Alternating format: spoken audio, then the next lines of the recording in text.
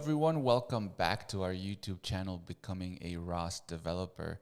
My name is Rodrigo, and today we have one of our students, Oscar, who has completed the project ROS Basics in 5 days.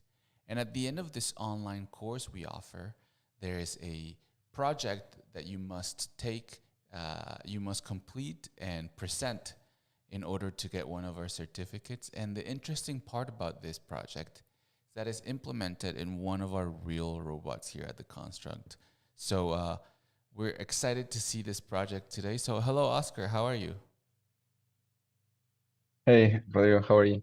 I Okay, am great. Very excited to see your project. So whenever you want, please share your screen and just tell us about how you've done this project. sure thing. Can you see my screen there? Yes, I can see it now. Okay, perfect.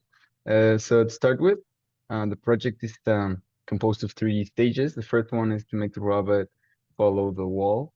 Uh, on the right-hand side, we can see here from the robot. The second part is to make sure that um, to have a starting sequence that allows the robot to be positioned between 20 and 30 centimeters from the wall. And the third one is to capture the odometry, which is the X, Y, and the angular position of the robot throughout one whole cycle, one loop of the robot going around this stage. So basically, this robot allows us to move forward and move on the sides. So let's start looking at the code for the first part, and then I'm gonna run the code so we can see how it works. All right.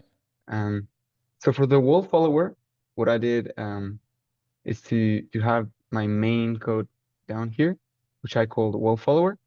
Inside there we call it's a function called follower, which allows us to do this following function. And in there, even though the construct proposed to use something like a proportional correction mode, in which we could measure the distance and if it was too far away, we would correct this. I implemented a little bit more complex control to allow us to regulate this because when I implemented this first control, I saw that it was moving too fast from one side to the other.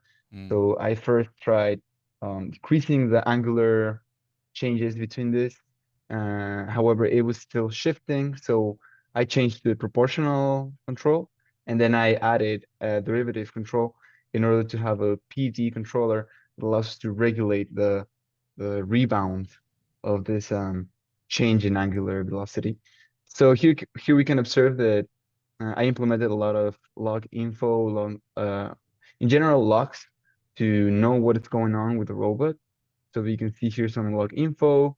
We also will find in the code some log warns, log errors, and even some log fatal in the case that there was something very wrong going on. And yeah, basically with the error, I um I manually tuned the proportional gains and the derivative one. So we can see here how the error is obtained and afterwards the derivative one, and then implement it for control. So the angular velocity will be controlled by this PT controller, and the linear velocity was stated 0.075. It is the one that I found that works pretty good. Mm-hmm. And well, moving on to the wall finder, basically this is a service that is called at the beginning of the sequence. It's included in my main, and also in the launch is the node is generated. And basically, it's very similar in the structure, but what it has different is that the robot will align to the wall, then move forward, and then once it's 30 centimeters away, it will turn back to the front, and then we can start moving.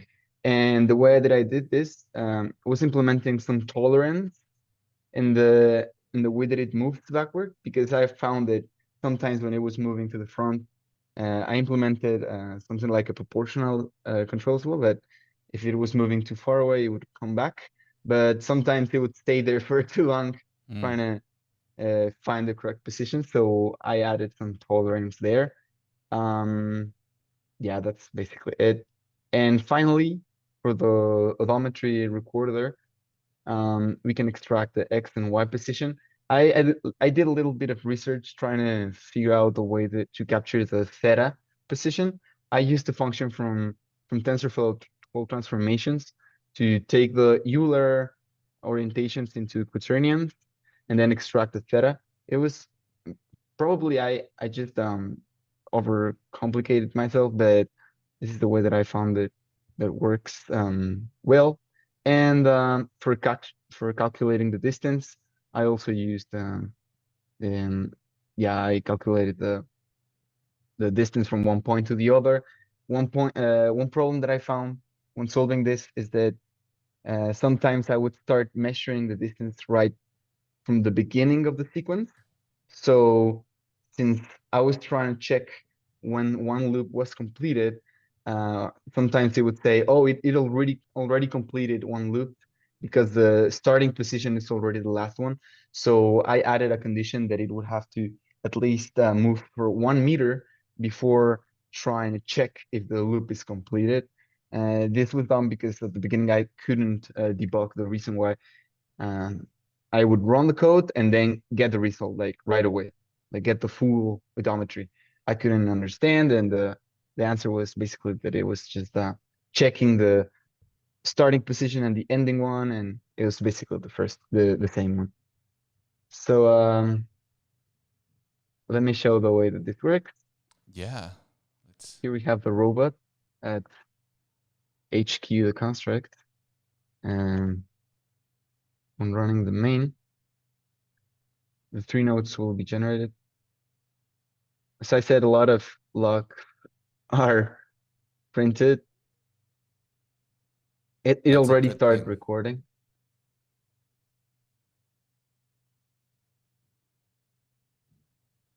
Corrected.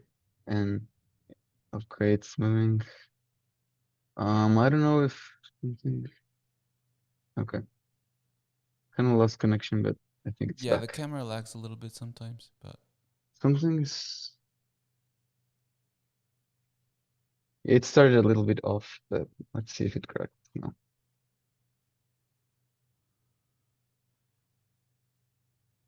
So basically we're printing here the right distance uh-huh. from the wall and um correcting indicates that the proportional and derivative gains are being used.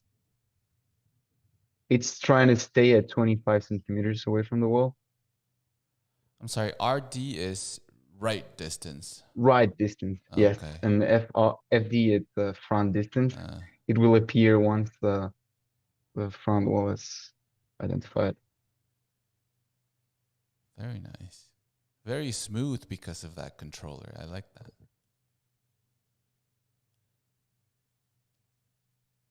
And it's approaching the initial position. So okay, it's done. So it happens very fast, Uh-huh. I see. but it basically warns us that one loop is completed and then it prints the whole odometry from the loop. And that is it. Awesome. Great. Um, so now the robot basically will continue going until it receives uh until you stop this or Yes, I didn't add a stopping like an condition. exit mode, just Oh, that's fine. it just stops the odometry because Okay. one loop is completed, it exits by printing all the um points I recorded. see, I see. And just to confirm, we saw that list of the odometry points. Um, that's actually, is that the result of the action? Yes, that's from the action. Basically, um yeah, it's completed one loop and then it sends the signal to make the result I see, I from the see. action. What we were seeing here printed with the distance, well, it's not, we won't find it anymore, but basically before completed the loop, we would see some prints on the lock saying the current distance. So basically we had Yeah, a, I see, I saw it. and that's the feedback from the Oh, it's the from feedback from the the action. from the Okay, action. Yes, okay, that cool. is not from the from the main loop, let's say. it's going on. It's happening on the action actually. Yeah. All right. Awesome. Great. So that pretty much completes the project, right? Is there something else you want to mention before I ask you a couple more questions? No, that's all from my side. Awesome. Thank you. Well, thank you so much, Oscar. So very, very nice presentation. Uh, I enjoyed very much how you went a little bit beyond the scope of the project and implemented that PD controller. So I thought that was really nice. So very, very nice there. And I have a couple of questions, if you don't mind. Um, so first thing, I just want to correct. I mentioned it was ROS 2 basics, but this is ROS basics. So I'm sorry about that. Yeah. This is ROS. So Once I saw your code, I realized. So I am sorry. But my first question was, you answered it already.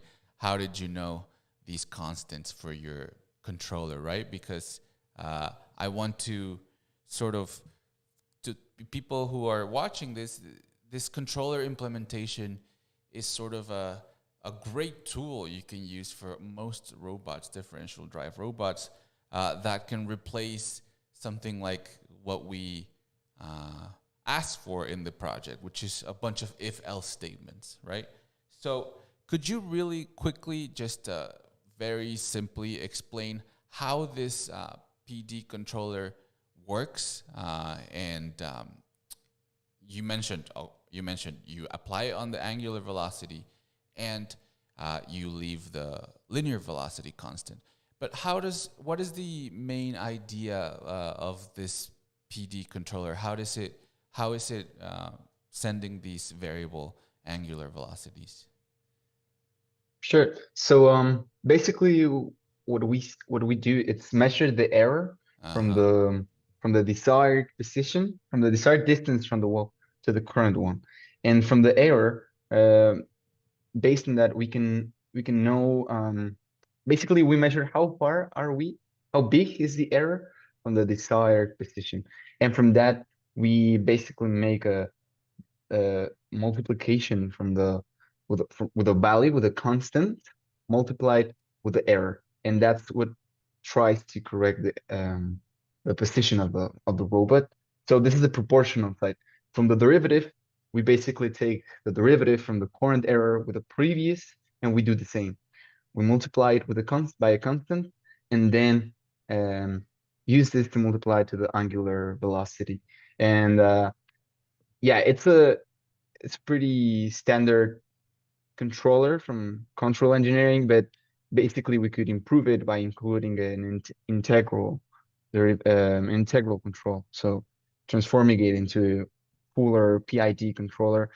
And for your first question of how I found these values, um, it was a trial and error procedure. There are some algorithms and ways to find the correct values, like the most um, adequate ones. Mm-hmm. However, like in these cases, there's not such thing. I first got a couple of values that I stored for the simulation that worked better there. However, once we jump to the real robot, everything changes. Like the friction of the wheels, a little bit of the speed, even the way that the robot reacts to the speed changes. So I had to start again by finding this proportional and derivative gains. Awesome, awesome, great. And that sort of leads me into the next question I had, which is two parts. Um, in the beginning of your node, you seemed a little concerned because of the way the robot was moving, and sort of it caught itself, and it corrected that error, and then once it hit that first wall, you could see that it was the correction happening. So why do you think that happened, and how can you make the correction like kick in quicker? You see, Yeah. yeah, that's my question. Yeah, and that's something that I've seen because I've spent a couple of hours Mm-hmm. with a robot at distance, and the thing is that I found that sometimes the robot is not completely parallel to the wall. I don't know if there's like a paper on top or something on the walls. So if Yes, there's there like a is. little bit of angle, yeah, like if the wall, the paper is not completely parallel to the wall, it makes the robot to sense, um, yeah, the sensor finds like some angular position that is not the real distance from the wall. So the solution is to, instead of just measuring one point, is measuring like 10 and then getting the average from there. But I didn't do it. Like I, Uh-huh. I should have taken that average. In most cases, it works perfectly with one measurement. Like I just take the distance from the robot to the wall, and then that's what I take as a reference. However, sometimes this happens. That is that one measurement, that one laser that I take is actually a little bit Right. moved to the side, and that's Right. enough to make the robot start like thinking that the wall is a little bit like with 2 degrees is enough to making it start a little bit with a difference in the angle. And the reason why it starts moving farther away, it's because it's still between the tolerance of the 12 and the 20 and the 30 centimeters. So it's still okay for the robot. It starts moving there. Then the PD starts to do its job. Uh-huh. And if we were farther away from the wall, I mean from the starting point, we would see that it would correct in the PD traditional way that it's like um like signal that starts to get Right, right. To smoother, stabilize. Yeah. yeah, to get stabilized. However, yeah, what happened is that the turn happened first, right? Like the um, the sharp left turn. Mm-hmm.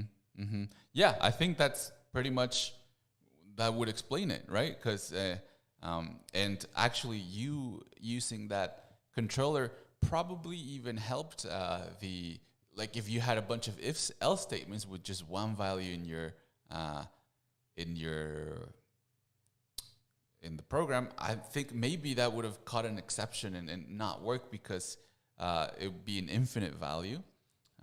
So sometimes, yes, when the paper is a little bit switched, moved, of course that's going to affect it. And of course, in the real robot, you're going to have more issues than in the simulation. So yes, just that comment you made is great to understand uh, why sometimes you do need to take a little bit more sensor data in order for the controller to work correctly. Um, and great. I mean, my last question was that I thought was interesting is that in your Autumn recorder, you had a rate sleep at one point in your odometry recorder. Could you explain why you put that in there? Over There, right over there. here. Uh huh. Yeah, I don't remember.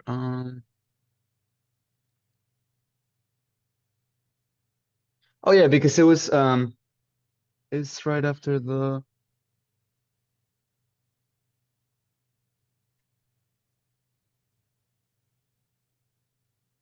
I don't remember this. I think you added this just for convention Yeah, my coding. guess is that you don't need it, that you added it before, because you Yes, it have it on might be. you're spinning this node at a rate. We even saw Yeah. this when you were control Fing that. Um, so my guess is that you can remove this and it will still work. Um, Okay. but yes, usually you put rate sleeps cause to understand sort of what's happening. Just to comment that once you're done, since you're telling the the node at which rate you want it to spin, like to at what frequency, and you have your conditions there that if it's not completed the lap, uh, then success is true. So my guess is that if you remove this right now, it wouldn't make a difference, but it's always useful to understand these um, rate the rates at which you're spinning the node and when you might just want it to spin once, basically just run it once and based on the condition, maybe run it again or just continuously have it um, spinning and then add sleeps as you might need. But but that was my last comment there. Other than Okay. that, I Oscar, just yes. Yeah, it's I'm still trying to get used to the spin function Uh huh. that I didn't know before on other programming languages or programming not languages The well framework of ROS 2, yeah, that frameworks, you're, yes, yeah. but it's a very clever solution Basically, it's like a to be honest. while true at a certain Yeah. speed. Yeah, yeah. Um, all right, but other than that, Oscar, it's a really nice presentation. Uh, it was really clear and to the point. I liked how you showed. Another little comment I have is that everything looks very compact in your code. That's always really nice to see, and it speaks of people with experience with Python at least, which is really nice to see. So again, I just want to congratulate you, Oscar, for a really nicely done project. Thanks a lot. All right, well, give you a little applause here while I switch. And thank you so much, Oscar, again. And yes, for everyone else that is watching, this is what you can do once you take our online courses that offer a certificate. You can take our project and present it here with us in order to get one of our certificate of learnings. So I invite everyone to do the same that Oscar did here, and yeah, to keep pushing your ROS learning. Thank you very much to everyone for watching, and we'll see you again next time for our next presentations. Bye bye.